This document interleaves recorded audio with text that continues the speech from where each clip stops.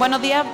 Vamos a comenzar la sexta mesa de debate con un tema de gran actualidad: diagnóstico práctico y visualización del futuro de la función pública en España, con especial referencia al ámbito local. Estamos en un momento crucial para la función pública en España y en especial para la local, ya que, como venimos comentando, los municipios es donde se siente de forma más directa tanto el impacto o la ausencia de lo público. La realidad es que hoy en día la Administración local cuenta, como se ha venido diciendo, con plantillas muy envejecidas. Se tienen claras dificultades para captar y retener el talento joven, en parte porque los procesos selectivos no siempre responden al ritmo de la sociedad. La digitalización es desigual entre los municipios. Debemos impulsar la digitalización real, no solo como una herramienta técnica, sino como un cambio cultural que simplifique los procedimientos y mejore la atención a los ciudadanos. Además, en las pequeñas entidades locales cuentan con recursos muy limitados, tanto humanos como tecnológicos, por lo que debemos reforzar la cooperación intermunicipal para compartir servicios, conocimientos y tecnología. Por lo que necesitamos una Administración local que no solo tramite, sino que inspire confianza, que sea a la vez humana y digital, donde la tecnología está al servicio de las personas y donde el talento joven encuentre un propósito, un lugar donde crecer, ya que ser empleado público es una responsabilidad y un privilegio. La Administración local puede y debe ser el motor de este cambio, siendo cercana, flexible y comprometida con los ciudadanos. Modera esta mesa de debate don Rodrigo Martín Castaño, director general para la gestión y desarrollo de personas del Ayuntamiento de Fuenlabrada. También es presidente de la Asociación Dirección Pública de Directivos Profesionales de España e integrante del Grupo Técnico de la Comisión Función Pública y Recursos Humanos de la FEN.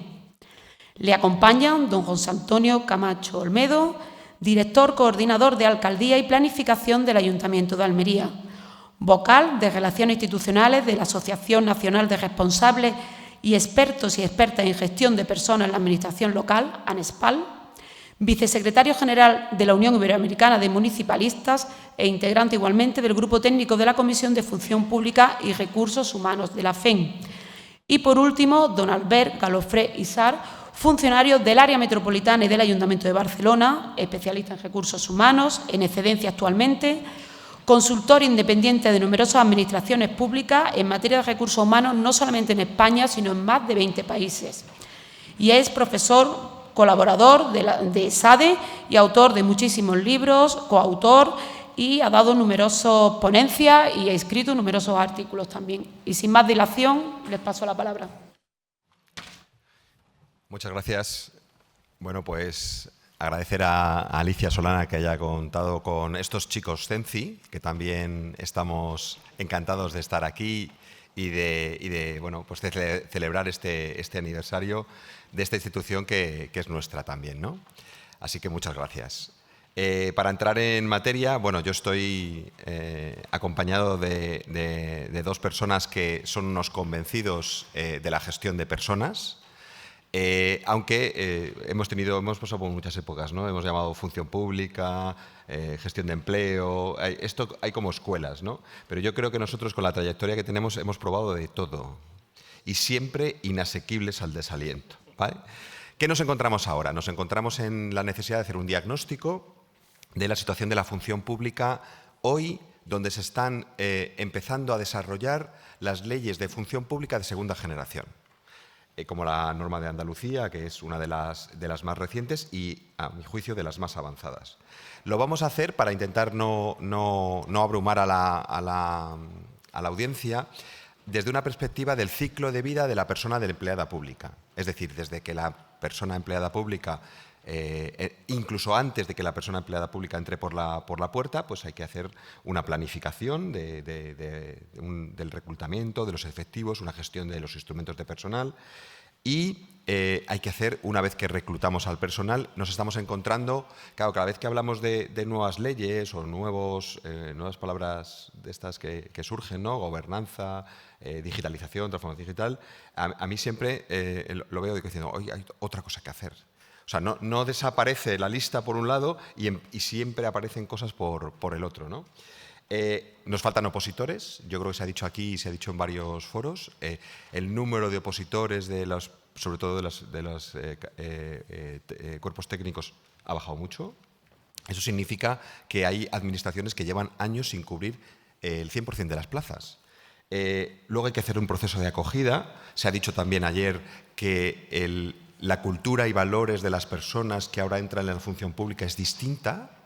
Y hay un proceso de acogida en el que tratamos de imbuirle de los valores de lo público, pero también ellos nos afectan a nosotros en su forma de ver la vida o de afrontar el trabajo, ¿no? El trabajo, estamos hablando de que cómo hacemos las cosas, la tecnología, se está produciendo una revolución con el tema de las tecnologías, no solamente de la información, sino todo tipo de tecnologías. Hemos visto en la mesa anterior todo el tema de energía, ¿no? Y el teletrabajo, que desencadenó con la pandemia, pero no deja de ser una forma de organización, ¿no? El tema de la formación y el aprendizaje. No vale solamente reclutar a una persona y no formarla más durante 35 años. No, a las personas hay que facilitarle que sigan siendo adecuados a los puestos de trabajo, la adecuación persona-puesto, ¿no? Hombre, y una vez que estamos aquí, pues se habla en las nuevas leyes de segunda generación de la evaluación. Vamos a evaluar, porque parece que decía ayer que hemos acogido lo peor de la nueva gestión pública y no hemos acogido lo mejor, que es la evaluación. Es decir, lo estás haciendo bien, lo estás haciendo mal, estás cumpliendo el propósito para el que se ha creado este puesto, ¿no? Retribuciones, esto siempre es un clásico, ¿no? De si nos pagamos poco, trabajamos mucho, etcétera, ¿no? El tema de los derechos, ¿no? Las leyes de segunda generación hablan de derechos, de promoción interna, de derechos de negociación colectiva y una gran preocupación que tenemos ahora que es la salud laboral. Una de los hándicaps que tenemos es que vemos que nuestra acelerada vida está produciendo también repercusiones en el trabajo. Cada vez hay más bajas asociadas con los temas mentales y las bajas son de más larga duración y esto tiene un impacto directo en la productividad y en el clima laboral, ¿no? Y ahora con el tema de la edad o el edadismo, yo ahora estoy un poco dándole la vuelta. Yo creo que no somos plantillas envejecidas, somos plantillas senior. Y yo creo que además hay que dejar que claro, no tenemos capacidad para reponer la gente a la velocidad que se va. Entonces, es preferible que no se vayan, que se queden. No pasa nada porque sean más mayores. Seguramente tendrán otras características. Pero sí que es verdad que tenemos que planificar el relevo generacional y la gestión del conocimiento y la transferencia del conocimiento. Y ahora con la nueva regulación de la jubilación parcial. O sea, total nada. Entonces, para empezar a ordenar la mesa, ese es, a mi juicio, el ciclo de vida de la persona empleada pública. Y quiero empezar con José Antonio, que en este caso creo que tiene bastante que aportar, respecto al nuevo régimen jurídico de la función pública que se gesta en Andalucía con la nueva ley, ¿vale? Y ¿se conoce el alcance de la nueva ley? ¿Se sabe? Ya ha pasado un año y medio. ¿Sabemos qué hacer con ella? Bueno, no digo nada original. Le doy las gracias al CENCI por tenernos aquí. ¿Estamos bien? ¿Sí? ¿Qué tal? Digo que no voy a decir nada. ¿Vas todavía? Sí. Bueno, le digo que no digo nada original cuando le doy las gracias al CENCI, a Alicia, a Leonor, a Antonio, a todos los CENCI, a Dori, que la he conocido aquí también ahora, nos hemos puesto cara por fin, y bueno, todo el personal del CENCI que siempre ha portado extraordinariamente bien conmigo. ¿Ahora? Ah, sí, es que no le he dado, ¿no? Ah, claro, mucho que gritara. Y, a ver, pues muchísimas gracias de verdad por venir, por haber contado conmigo para poder venir a esta magnífica jornada.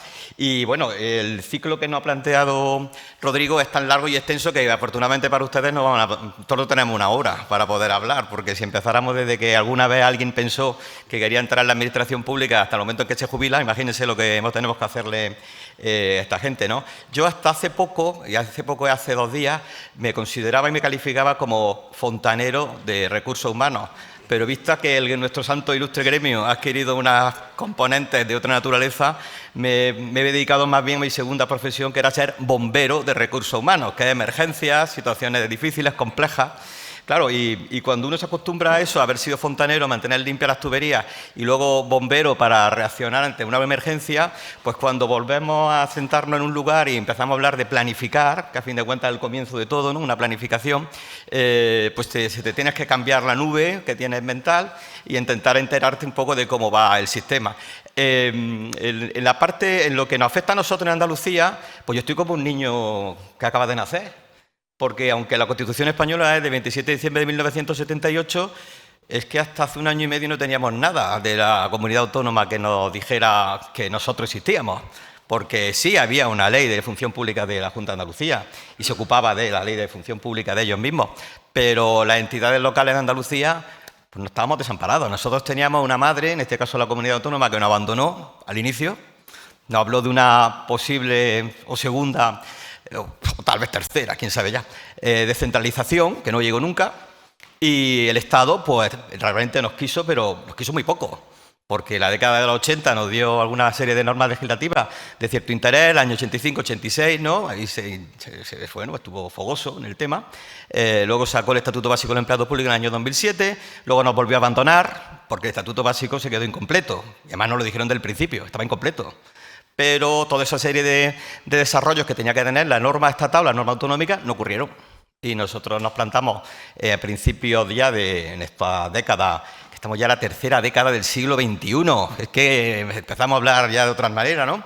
Y nos encontramos con que solo teníamos las mismas normas del Estado que las adaptábamos pensando en que podrían ser aplicables a nosotros, dando por hecho que en realidad lo único que nos había reconocido la Constitución es esa garantía institucional que el Constitucional nos reconoció en su día, la posibilidad de que tuviéramos el principio de autonomía local, que siempre lo ponen las normas, ¿no? Respetando el principio de autonomía local, no lo vuelve a hacer la Ley de Función Pública de Andalucía, el artículo 3, apartado primero, en la letra D, respetando el principio de autonomía local. A ver si algún día nos enteramos de qué abarca el principio de autonomía local, porque sabemos que tiene una potestad reglamentaria, de autoorganización, el artículo 4 de la Ley de Bases, y sabemos también que tenemos una cierta jerarquía normativa que más o menos, con todas las matizaciones que se le hicieron al artículo 5 de la Ley de Bases, pues de algún modo nos lo dejaba más o menos claro, ¿no?, lo que había.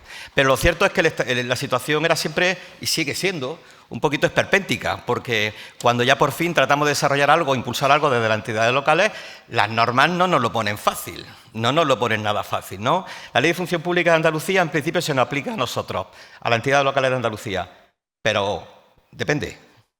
¿Y por qué? Porque en realidad no estamos inscritos en su ámbito de aplicación, que lo determina el artículo 1 y el 2, sino que a nosotros se nos aplica, y se nos dice que somos personal con legislación específica, legislación especial. ¡Guau! Ya lo hemos hecho. Ya lo hemos hecho. ¿Y qué es lo que tenemos de específico? ¿Y qué es lo que tenemos de especial? En su momento, la Diputación de Sevilla, que formuló unas alegaciones al texto que había de la Ley de Función Pública de Andalucía, quiso dejarlo muy clarito. Dijo, de la Ley de Función Pública de Andalucía se nos van a aplicar a las entidades locales los siguientes artículos. Pero la Junta de Andalucía en aquel momento, hay que pensar que esa consulta pública previa de la Ley de Función Pública de Andalucía se hace en un año mágico, por desgracia, que es el 2020. El 2020, bueno, pues el 2020, que era una referencia para proyectos europeos, fue el año del COVID. Pues imagínense el grado de participación que hubo de las entidades locales de Andalucía en la Ley de Función Pública de Andalucía. Estábamos dedicados a comprar mascarillas, a atender situaciones de emergencia, y en aquel contexto de escasa participación, porque también no era el momento, aunque yo comprendo que desde el punto de vista de los desarrollos de las comunidades autónomas, pues le venía bien, a fin de cuentas había poca presencia ciudadana, no había presencia ciudadana. Bueno, pues un momento bueno para sacar de un cajón una norma que tiene allí. Pero claro, para las entidades locales no fue un momento precisamente muy bueno. Bueno, pues la Diputación de Sevilla, que sí se atrevió a hacer una alegación y observaciones, detalló expresamente los artículos que eran aplicables. Y sin embargo, la Junta desestimó la alegación. No le pareció que era realmente interesante y oportuna en ese momento. Y puede ser que tuviera razón, a lo mejor en el sentido de que no era necesario que hubiera un artículo que expresamente lo dijera, porque, como saben, el Constitucional ya en su día dijo que no tenía que haber una norma específica de la función pública local, sino que se nos aplicaba lo de otras entidades, el Estado o la comunidad autónoma, y no necesitaba un estatuto específico, con lo cual es posible que quizás no fuera necesario establecer ese articulado completo. Pero es verdad que nos hemos quedado con un tema pendiente, y es que aplicamos la Ley de Función Pública de Andalucía según el reparto competencial de la Comunidad Autónoma de Andalucía, como todas las comunidades autónomas.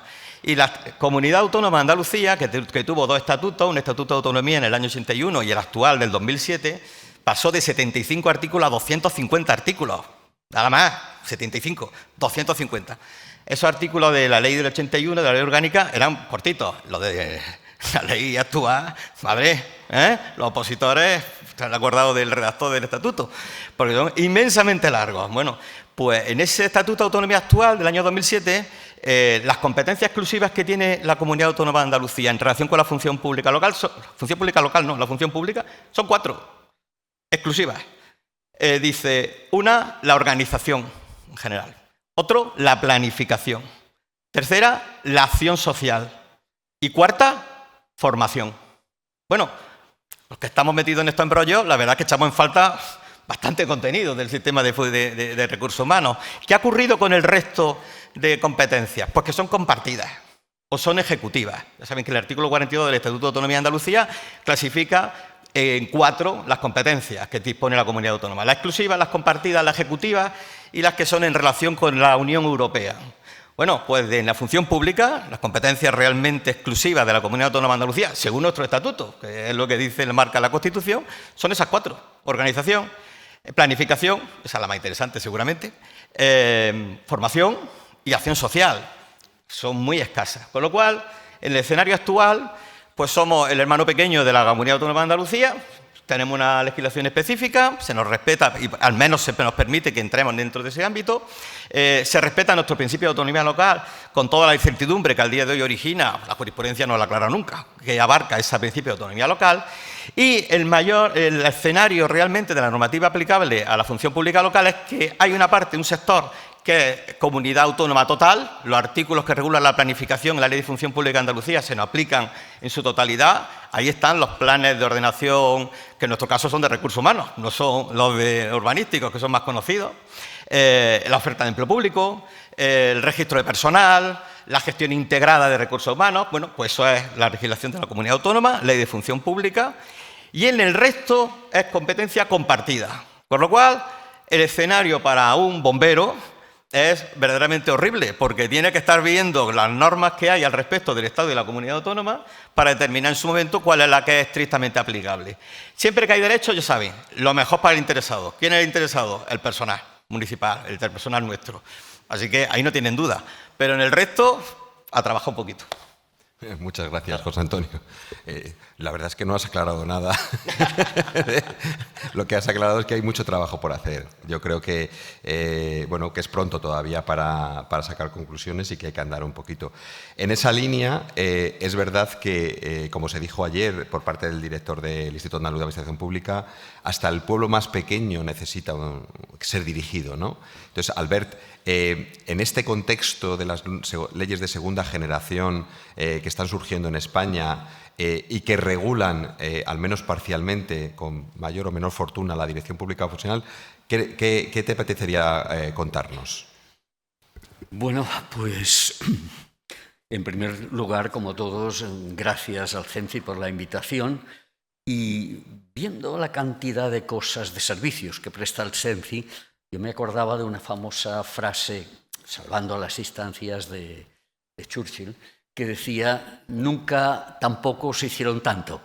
Y es verdad en el caso del CENCI, una plantilla muy pequeña, muchos servicios, que está muy bien.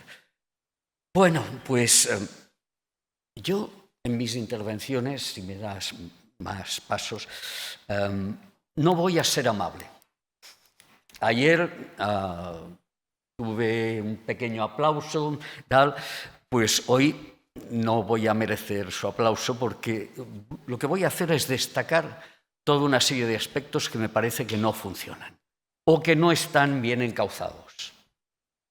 Empecemos con la dirección pública profesional. Directivos públicos hace años que tenemos en los ayuntamientos. Es decir, ya hemos tenido directores de área, directores de servicios, hace bastantes años. Hemos tenido gerentes o directores generales de las empresas públicas, de los organismos autónomos. Por tanto, hemos tenido dirección pública profesional. Es más, la llamada en su día Ley de Grandes Ciudades ya nos estableció los coordinadores generales y los directores generales para estos ámbitos. Incluso ya reguló un poco cómo debían ser seleccionado este personal. Pero ahora estamos con la supuesta aplicación de la dirección pública profesional. Y yo lo que veo es en las regulaciones que están haciendo las comunidades autónomas un cierto intento de pasar de la discrecionalidad política a la burocracia.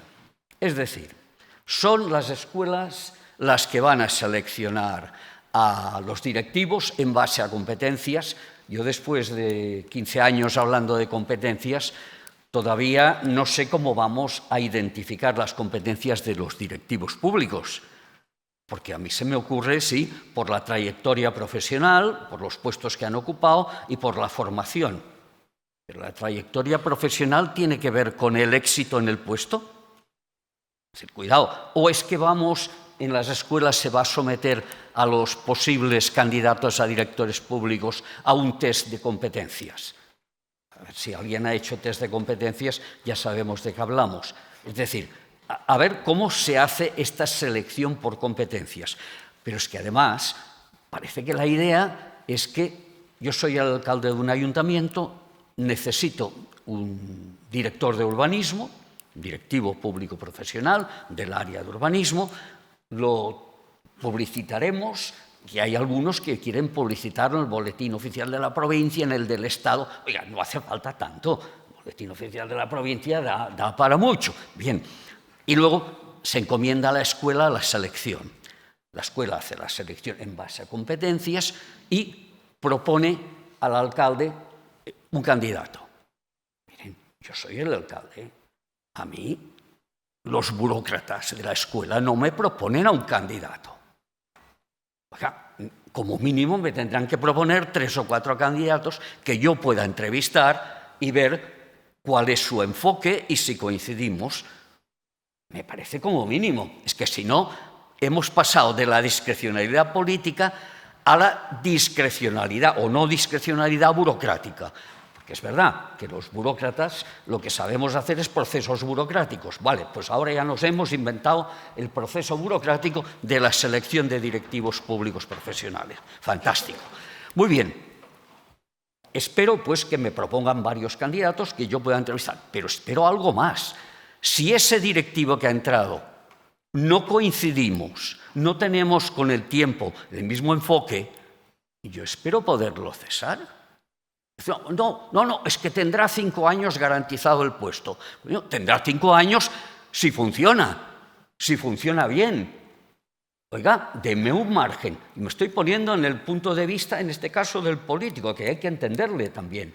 Bien, otra cosa. ¿Cuántos directivos públicos vamos a tener?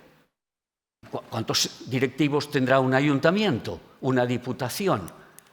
Es que he visto gente en algún curso que plantean allí una retahíla de puestos de directivos. Oiga, en el sector privado, directivos públicos profesionales son la gente que toma decisiones que afectan al conjunto de la organización. Eso es que se les hace el contrato laboral de alta dirección. Por lo tanto, este será muy limitado. La ley del País Vasco dice que solo podrán tener directivos públicos profesionales los ayuntamientos de más de 40.000 habitantes. Quizás se han pasado, porque entonces, claro, te quedan pocos ayuntamientos. Pero bueno, es razonable.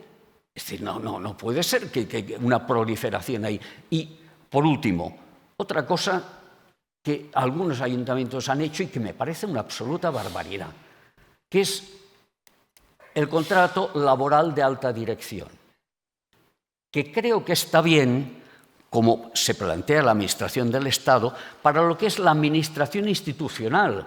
Las empresas públicas es lógico que hagan a su directivo un contrato laboral de alta dirección, pero en la administración indiferenciada, ¿qué vamos a hacer? A un funcionario que escogemos le vamos a hacer un contrato laboral de alta dirección para que sea eso, el director de urbanismo. Le vamos a hacer un contrato laboral en este puesto para que tome resoluciones administrativas. Pero qué barbaridad es esta. Le haremos un contrato administrativo, cuyas cláusulas pueden ser parecidas a las del contrato laboral, pero un contrato administrativo. Afortunadamente, la Administración del Estado, al regular más recientemente estas figuras, ya ha especificado que en estos casos se aplicará un contrato administrativo, no un contrato laboral. Pero, ¿qué ha sucedido? Que a mucha gente cuando le decían, es que podrás tener un contrato laboral de alta dirección. ¡Oh, hombre, esto es fantástico! Oiga, que usted está en la administración, va a tomar resoluciones administrativas, aunque sean de trámite, o resoluciones administrativas ejecutivas si tiene competencias delegadas. Por Dios. Bueno, pues esto eran algunas de las cosas que quería comentar sobre la dirección pública profesional, que me parece que son enfoques que hay que tener en cuenta y si se puede corregir. La verdad es que es francamente demoledor el escenario. José Antonio, ¿tú crees que puedes aportar algo diferente de lo que ha hecho, algo de esperanza? ¿O no? ¿Estás en la misma tesitura? No. Yo soy optimista por naturaleza, y además dicen que los optimistas viviremos más años. Así que hay que animar al optimismo, aunque en ocasiones es verdad que no haya muchas bases para poder hacerlo. Pero, algunas de las cosas que comentaba Albert realmente las resolvía el Estatuto Básico, ¿no? Porque, por ejemplo, en el artículo 13 del Estatuto Básico, ya en relación con el personal, el régimen jurídico laboral o administrativo, ya decía que cuando se ejercían potestades públicas tenía que ser funcionario, no podría ser relación laboral de relación laboral de alta dirección o una relación laboral especial, aunque es verdad que tenemos la duda siempre porque la ley nunca lo aclara muy bien cuáles son las potestades públicas, porque cuando decía la ley 785 en su día cuáles eran las funciones que se reservaban a los funcionarios, vino ya alguien y nos dice sí, en España, pero en Europa no. Porque como el régimen, además de la Unión Europea, no es similar en todos los países, en unos días varía con respecto a otros, cuando la Unión Europea fue a regularlo, pues lo cierto es que no se le quedó la cosa tan clara como aquí, ¿no? Que decíamos cuáles eran las funciones específicas de los funcionarios. Aquí no se nos quedó tan claro. Y las siguientes reformas no quedó nada claro. En principio, con el artículo 13 en la mano del Estatuto Básico del Empleado Público, hablo del 2007, el Estado dio por hecho que se podía implantar la función directiva. Lo dio por hecho. De hecho, en los criterios que fijó el Ministerio para la aplicación, a la traslación a las entidades locales, ya lo dijo. Dijo, oiga, que usted pueden aplicar ya la función directiva. Pero cuando luego llegó el momento del desarrollo, la realidad es que la jurisprudencia nos ha pegado unos palos soberanos, porque muchas veces cuando hemos tratado de regular algo más de lo que iba de fuera del régimen del Estatuto Básico, que siempre fue muy blandito, muy cortito. Yo en aquella época del año 2007, que ya estábamos ahí en la función pública, en el grupo de función pública de la FEN, una vez que, en fin, uno era más joven y decía estas cosas, en alguna reunión con gente que trabajó en esto del estatuto, dije, es que en función directiva y en evaluación del desempeño el estatuto ha sido muy cobarde. Eran las cosas que uno decía en aquella época, ¿no? Ahora me matizaría un poco los temas, aunque pienso lo mismo, que en realidad tuvo tanto miedo de pisar algún pie de alguna comunidad autónoma, concretamente Cataluña, que es la que parece que en aquel momento molestaba más o era más incómoda para entender el Estatuto Básico del Empleado Público, que ante el miedo de que podría haber un recurso o algo, pues se quedó muy flojo. Y cualquiera que lee el Estatuto Básico del Empleado Público, el TREBES actual, en la evaluación del desempeño en el artículo 20 o la función directiva, echa en falta un poquito más de desarrollo. Y sobre todo cuando se aprobó el EBER en el año 2007, el ministro del ramo, en el momento, Jordi Sevilla, que duró muy poquito, se dijo el otro día que prácticamente llegó a la aprobación y se fue. De hecho, lo cesaron, ¿no? El equipo desapareció. Un poco parecido a lo que pasó aquí en Andalucía con Manuel Zafra, con la Ley de Autonomía Local de Andalucía, que aunque estemos en un escenario de diputación, hay que decir que debe ser un enemigo a batir, porque la aula precisamente a las diputaciones les deja prácticamente sin competencias. Solo 3 competencias materiales: carreteras, archivos y museos. Dice, todo lo demás, asistencia a municipios, porque la Ley de Autonomía Local de Andalucía es sobre todo una ley municipalista, más que de provincial, es municipalista, hasta extremos, en fin, exagerados quizás, ¿no? Porque municipio y provincia formamos la misma comunidad política local, pero si hay una competencia que no es del Estado ni de la comunidad autónoma, es del municipio. En Andalucía, estamos ahí con el artículo 8 y 9, ¿no? Desde hace mucho tiempo, desde el 2010. Entonces, claro, el escenario era bastante complicado, en el sentido de que, por un lado, la ley, el Estatuto Básico del Empleado Público en el 2007 ya decía que podíamos desarrollar una función directiva. La jurisprudencia no ha sido muy coherente en ese sentido. Yo creo que no ha castigado mucho a las entidades locales que lo han intentado, porque creo que había margen para poder haber hecho algo más. Y solo nos hemos salvado, casi por azar, los municipios de gran población, que en ese artículo 130 del título 10, que le añadió la Ley 57/2003, pues los municipios de gran población, ya saben que gran población en España es capital de provincia, tenga la población que tenga. Y el resto de municipios desde 75.000. O sea, que no estamos pensando en Nueva York, estamos pensando en ciudades más bien pequeñas. A partir de ahí, bueno, pues ese artículo 130 consideró como órganos directivos los secretarios del Pleno. Era un órgano directivo, lo considera así. O el titular de la asesoría jurídica, o el interventor, que en otros escenarios no serían directivos, del modo que lo organiza el Estado. Hablo con mentalidad de Estado, ¿no? Sino funciones típicamente funcionariales, no tanto de directivo, ¿no? Pero bueno, ese sí se ha quedado, eso sí se ha salvado, o sea, del municipio de gran población se ha salvado. Y en la Ley de Función Pública de Andalucía desarrolla mucho la función directiva. Vamos a ver si se nos aplica a nosotros en cuanto haya un poco de jurisprudencia y podamos la entidad local acogernos, pero la regulación que hay de la función directiva en la Ley de Función Pública es a veces hasta un poco reglamentaria, con un desarrollo exagerado de cómo se tiene que llevar a cabo la provisión. Es verdad que está pensando mucho en la Junta y el desarrollo es a veces quizás hasta un poco excesivo. Pero bueno, luego comentaré una pequeña curiosidad que tiene nuestra Ley de Función Pública de Andalucía, que cuando ya has terminado de entenderla, más o menos, llega al final y dice, ¿me estaré confundiendo? Muchas gracias. Sí, bueno, el tema de directivos de dirección pública profesional es un tema, como ha dicho Albert, que las leyes de segunda generación lo tratan de funcionarizar. O como dice un amigo de esta casa, Hilario Llavador, la ley de grandes ciudades, la ley de modernización, lo que hace es lofagizar los ayuntamientos de gran población, ¿no? Porque incluso establece diferencias entre personal directivo y órgano directivo, lo cual ya termina de rematar las dificultades inherentes a, si no está claro cuál es el ámbito, siempre hemos tenido dirección pública. El añadirle la palabra profesional se produce en un contexto pre-crisis y que la crisis se carga. Quiero decir, la implantación del Estatuto Básico del Empleado Público, que ha tardado muchos años, ha sido una anomalía probablemente asociada al enorme coste que suponía la implantación de este estatuto.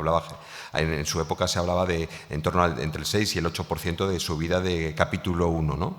Y eso es una forma bastante disuasoria, sobre todo en épocas de crisis, ¿no?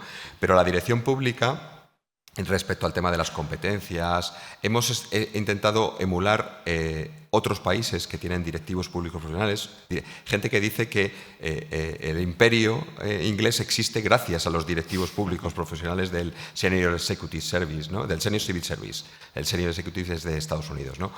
Entonces, este personal, la clave de la no funcionarización, tú lo has dicho, es decir, los secretarios generales del Pleno, los interventores, son directivos de acuerdo con la norma, pero no responden a lo que otros, a la academia y a la gente que diseña servicios, porque un directivo está al servicio de la política, al servicio del proyecto político para el que le nombra, cosa que es todo lo contrario de las funciones de habilitación nacional, ¿no?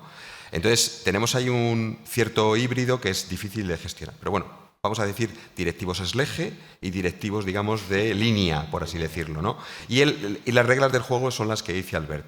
Quizá el laboral de alta dirección es para prever que efectivamente pueda haber personal directivo público profesional no funcionario, que venga de fuera de la administración, por lo tanto un modelo abierto, y hay que darle un encaje jurídico, porque si no el encaje jurídico es un nombramiento, como los directores generales de las... Mira, ahí hay una discrepancia.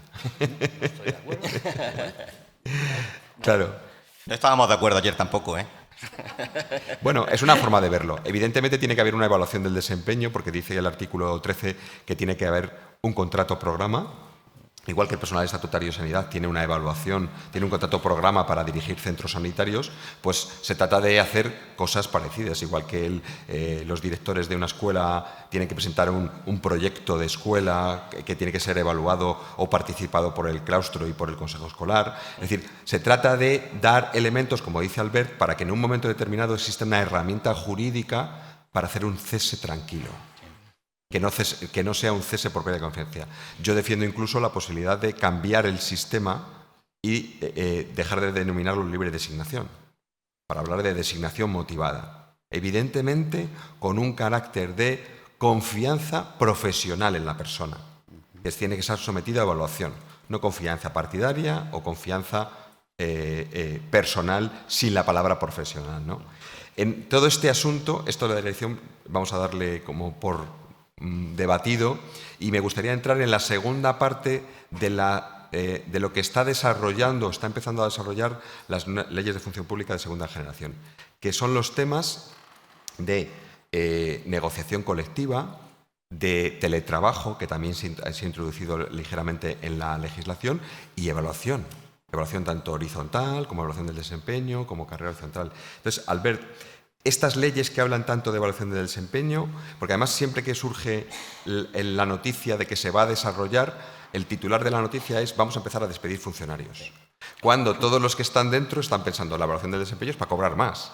Entonces, Albert, despéjanos un poco la incógnita de estas nuevas leyes. Sí, es claro, la evaluación del desempeño es como una pieza, un punto fundamental, porque en base a la evaluación del desempeño la ley, sabes que prevé la percepción de los incentivos económicos, que ahora no se llaman incentivos de productividad, pero bueno, sabemos qué es eso. La carrera horizontal prácticamente no nata, prevé que lo puedas tener en cuenta para la ocupación de puestos de trabajo, para los concursos internos, incluso para la remoción de la gente que ha ocupado puestos por concurso interno. Es decir, es una herramienta fundamental. Pero ya tenemos experiencias. Yo he trabajado mucho en distintos países. He trabajado desde Rusia hasta Guinea-Bissau, por decir uno muy grande y uno muy pequeño, pero mucho en Sudamérica. Entonces el tema evaluación del desempeño en Sudamérica se viene aplicando, es decir, la influencia de Estados Unidos y tal, lo están aplicando, y entonces en algunos casos he tratado de modificar en Colombia o en Uruguay el sistema que tenían. Por lo tanto, visto lo que se está haciendo en España, incluso vistas estas experiencias de otros países, la evaluación del desempeño no funciona. Es decir, no hay que engañarse, no funciona. ¿Por qué no funciona? Porque la evaluación del desempeño supone algo tan sencillo que el jefe tiene que evaluar el desempeño de su personal. ¿Y cuándo funciona? Si es para el desarrollo de las personas.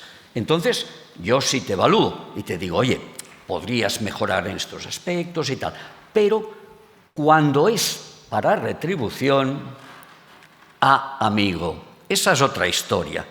Entonces, ¿qué pasa? Recuerdo la Diputación de Barcelona, evaluación del desempeño para los incentivos de productividad. Como hay dinero detrás, los jefes, ¿qué hacen? Pues no quieren tener conflicto.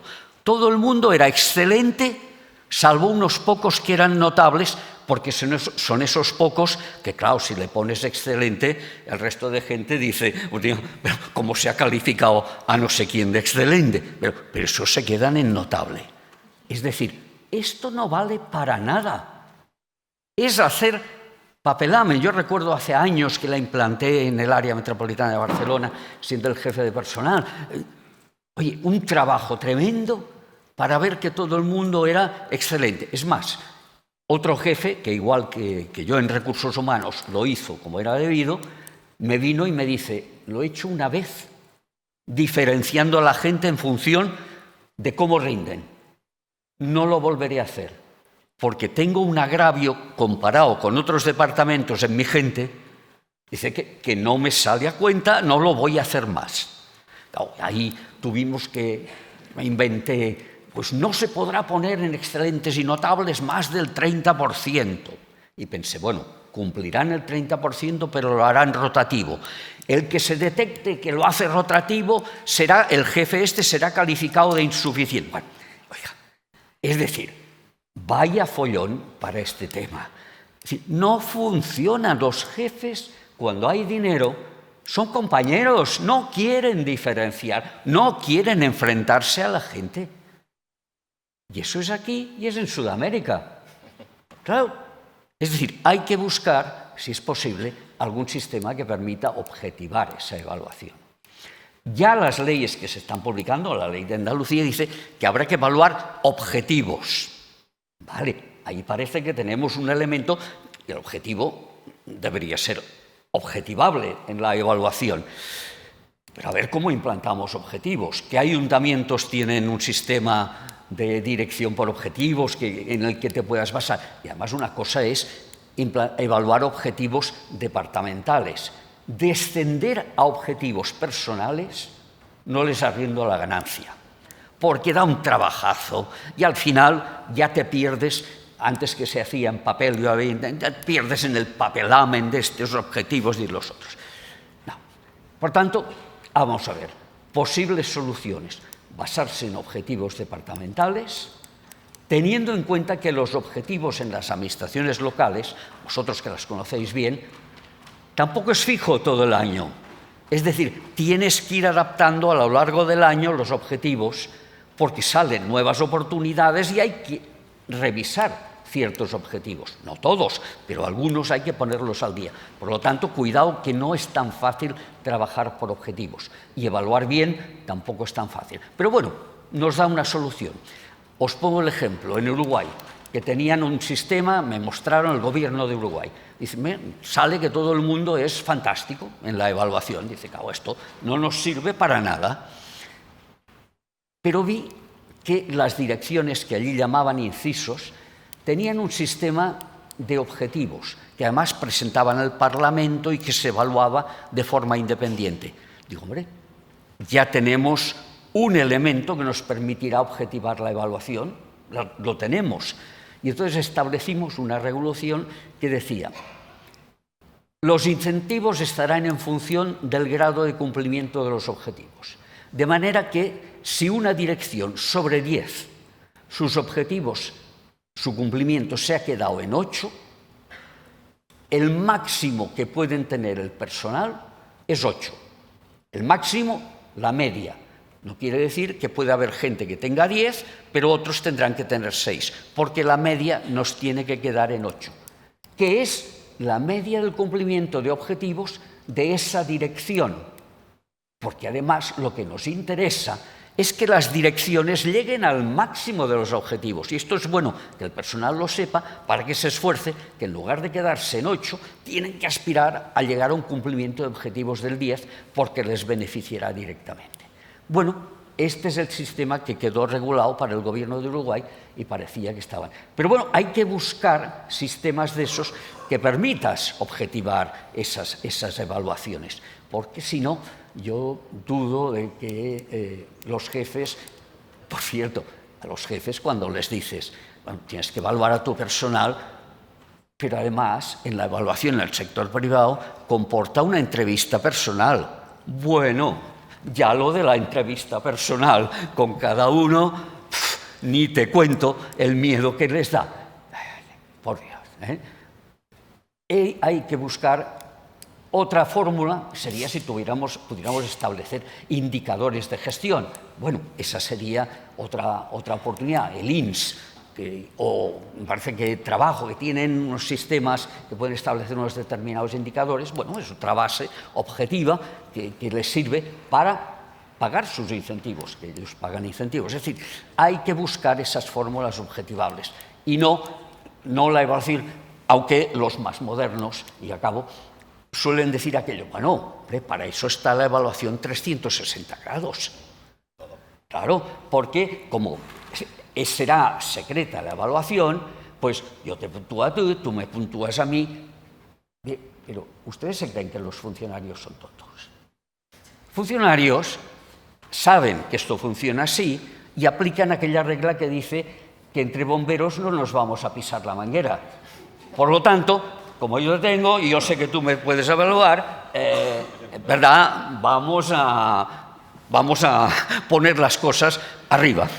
Es decir, que ni tan siquiera este sistema acaba de dar resultados. Aunque vengan empresas y te lo vendan con estos secretos, objetivos, sí, y el personal es tonto. Bueno, pues eso era algo. Antonio. A ver, pues claro.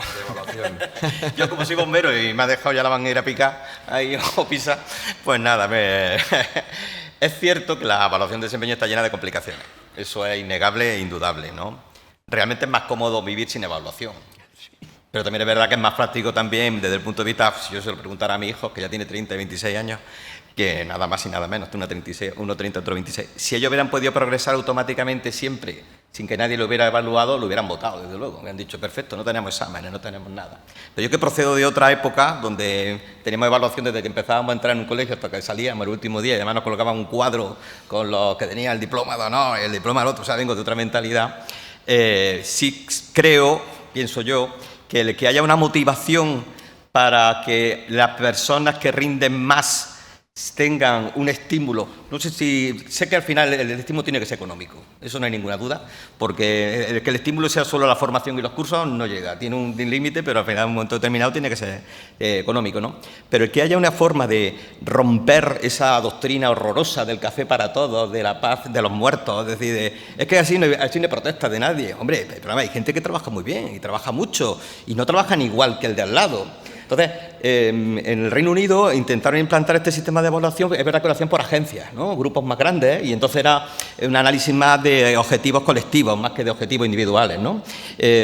Aquí en España no tenemos la obligación de tener un plan estratégico, pero ya va siendo hora de que tengamos la obligación de tener un plan estratégico el ayuntamiento. Nosotros lo tenemos, pero porque nos dio por ahí, pero realmente nadie nos obliga a tener un plan estratégico. Y lo que más trabajo nos está costando es trasladar ese plan estratégico de la ciudad, que está vigente hasta el año 2030, a trasladarlo al interior. Porque en el interior hay una resistencia numantina a implantar un sistema de evaluación asociado a objetivos que son de plan estratégico, donde ha participado otra gente que no son los de dentro. Entonces, el que haya gente de fuera que trabaje en eso es complicado. Es muy bueno tener esos indicadores. Y en el caso, por ejemplo, de la EDUSI, la Estrategia de Desarrollo Urbano Sostenible Integrado, que tenían una distinción muy interesante entre lo que era la unidad de gestión y la unidad ejecutora, iban asociadas a indicadores y además éramos evaluados por los indicadores y el cumplimiento. Cuando eso se canaliza, entiendo yo, esa evaluación del desempeño a unidades más grandes que no las individuales, no es darle la nota al vecino, es complicado. Ahí se producen alianzas inevitables, que las has comentado muy bien, porque hay alianzas, eso es evidente. Pero cuando ya se configura como unidades más globales, más orgánicas, yo creo que allí ya hay futuro. En Andalucía, por poner siempre la referencia nuestra local, hasta anteayer estaba en periodo de consulta pública previa el decreto de la Junta de Andalucía. O sea, que está la cosa avanzada, ¿no?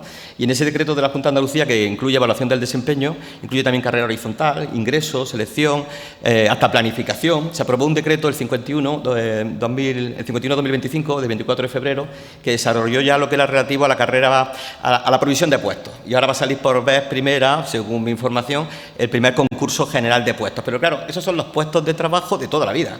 Lo que nos falta ahora, o creo yo que nos faltaría, sería dar un pequeño salto e incluir también sistemas de evaluación que vayan vinculados a resultados pensando en la ciudadanía.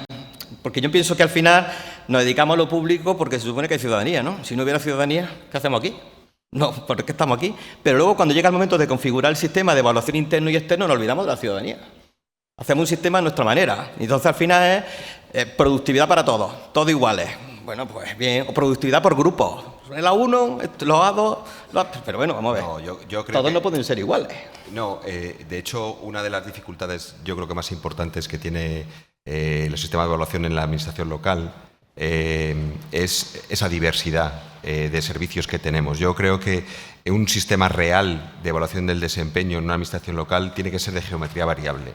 Es decir, no concebimos una productividad o una evaluación de objetivos de la policía igual que la de servicios sociales o igual que el gabinete de comunicación.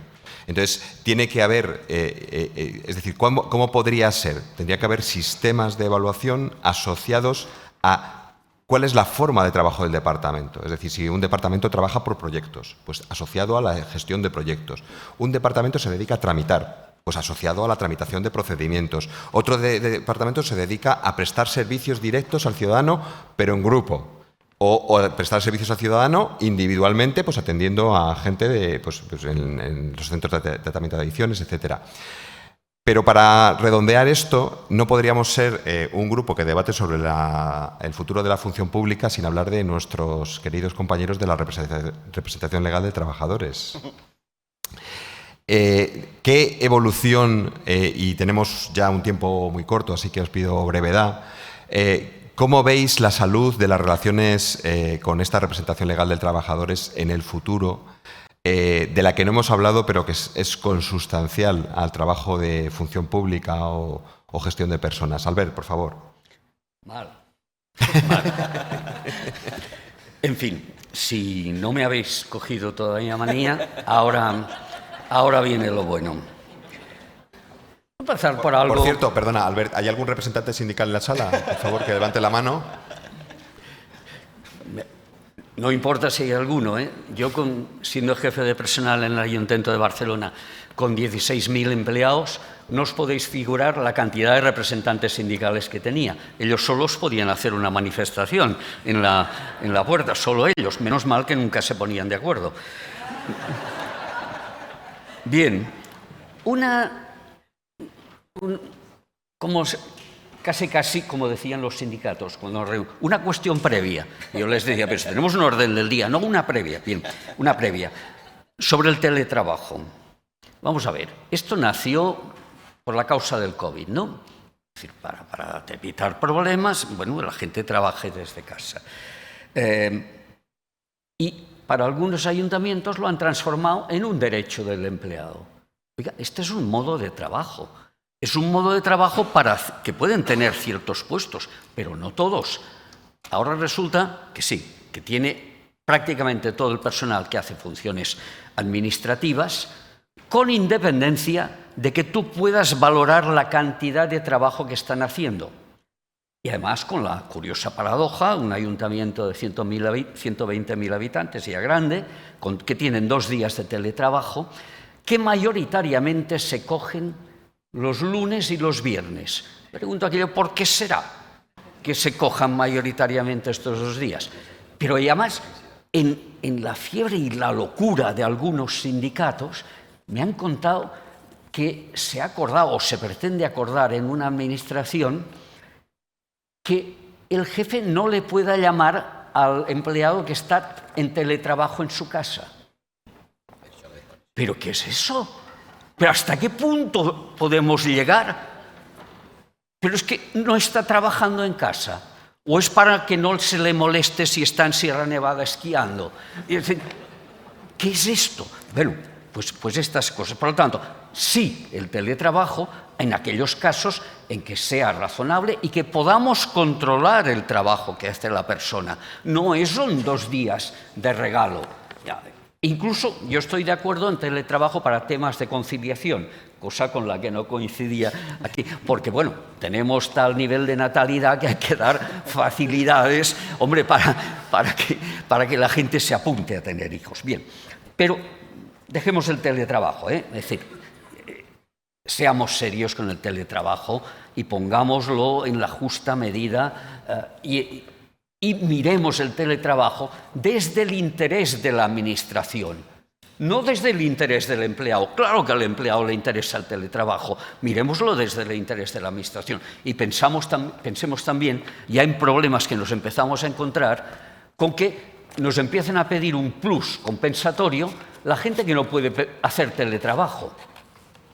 Claro, la policía, los que hacen mantenimiento, dice, hombre, nosotros no tenemos el teletrabajo y la otra gente eso les beneficia porque no se tienen que trasladar a la administración y porque no dedican tantas horas, que son las horas de traslado. Oiga, eso requiere una compensación. Pues, claro, según cómo te los mires, tienen razón. Habrá de compensar a esto. Bueno, en fin, vamos a la negociación colectiva. Yo me he pasado muchos años sentado en la mesa de la negociación colectiva, jefe de personal en el área metropolitana con 750 empleados y luego jefe de personal de 16.000. Por tanto, he pasado horas y horas allí discutiendo. Vamos a ver, ¿qué más en algunos convenios, qué más se puede dar? Porque, bueno, retributivamente hay unos márgenes, a pesar de que, aunque la Administración del Estado, las leyes de presupuestos te digan que el máximo es 2,5, vale, pues aplicas el 2,5, pero luego está todo un picoteo que decíamos de estos complementos de destinos de estos colectivos, a ver si los podemos subir. Estos específicos también. El precio de las horas extras de los policías hay que subirlo. Claro. Es decir, que hay todo un entorno que si más o menos se lo puedes colar al interventor o interventora de turno, es algo más. Y la otra cosa es que te sientas a negociar con los sindicatos y ellos han hecho una búsqueda de qué ayuntamiento ha aplicado algo que aquí no tenemos. Entonces vienen con toda una lista, oye, esto lo aplica el ayuntamiento de Irún. Pero oiga, ustedes están en Irún, no, pero allí han aplicado esto que está muy bien y favorece mucho. Oye, toda una lista que tienes que empezar a negociar y decir, no, esto no puede ser, porque además esto tiene unos costes y esto tal. Y al final te dicen, bueno, pero algo tendrás que dar, porque si no aquí vamos a organizar un follón. Y como diciendo, y tú ya sabes que a los políticos no les gusta mucho el follón del personal, sobre todo en los ayuntamientos que tenemos policía, que el político le tiene a la policía un miedo de que le organice un follón, y además, si los sindicatos son listos, se acercan a la época de elecciones, que saben que pueden hacer más presión, porque el político está más nervioso. Bueno, pues miren a qué condiciones estamos, a qué situaciones estamos llegando. 3 jefes de personal me hicieron un trabajo en unas jornadas y dice, ¿dónde estamos en condiciones de trabajo? Vamos a ver, lo leo rápidamente. Dice, jornada continuada de 35 horas semanales ya en muchas entidades. La legal son 37,5, que es eso que aspira el mundo de lo laboral.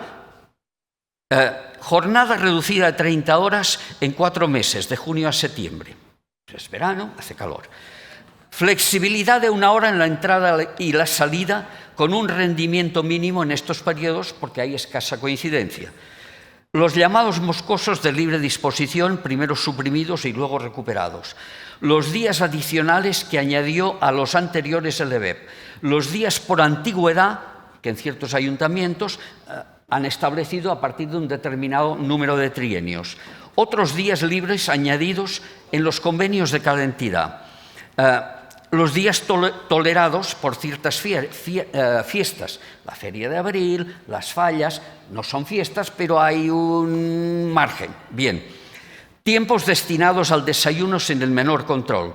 Un absentismo por lo general superior al del sector privado. Hace poco he comprobado en un ayuntamiento el absentismo de la policía, 20%. Una gente que están sanos, que son fuertes, un absentismo del 20%. Manda a narices. Un absentismo tolerado, como es el que conocemos, salgo un rato y vuelvo. Cuando el padre y la madre trabajan, siempre el que lleva a los niños al médico es aquel que trabaja en la administración.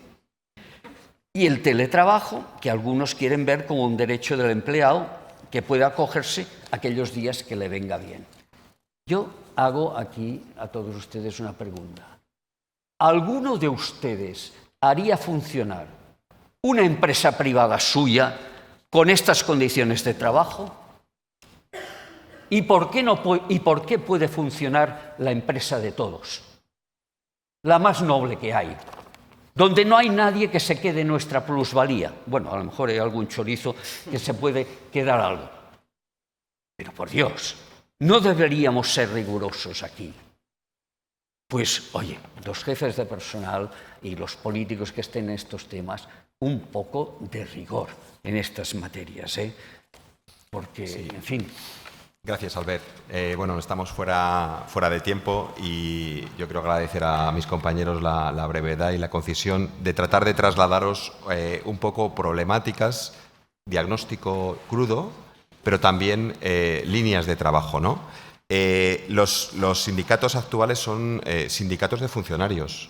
O sea, las federaciones del sector público de los grandes funcionarios las más grandes son las del sector público respecto a sectores tradicionales de la industria, etcétera, ¿no? Esto es un síntoma de por dónde van las relaciones. Yo soy a la vez crítico y yo creo en la sociedad civil organizada. Yo creo que los sindicatos tienen que existir para la negociación colectiva.